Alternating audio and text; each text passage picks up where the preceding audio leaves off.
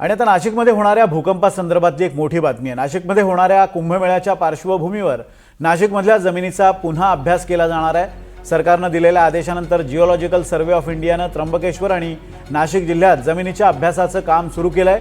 आजच सकाळीही नाशिकमधल्या कळवण आणि सुरगाणामध्ये भूकंपाचे धक्के बसलेले आहेत। या भूकंपाची तीव्रता जवळपास 3.5 रिश्टर स्केल इतकी होती।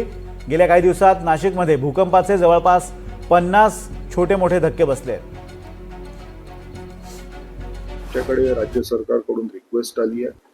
माझी टीम 2 मोठे अधिकारी ताबडतोब जाऊन डिस्ट्रिक्ट कलेक्टरला भेट घेतली आहे गेल्या महिन्यात आणि तिथले जे कुंभमेळ्याला कमिशनर सरकारने तिथे जे हे केलंय पोस्ट केलाय त्यांच्यासोबत पण भेट केली आणि कुठे कुठे काय ट्रेमर्स आहेत आमचे अधिकारी त्या जागेला जाऊन भेट पण देऊन आले आणि याच्यामध्ये पुढचं काय करावं लागेल, काय अभ्यास करायचा आहे याच्यावरही आम्ही ऑलरेडी एक प्रपोजल बनवला आहे।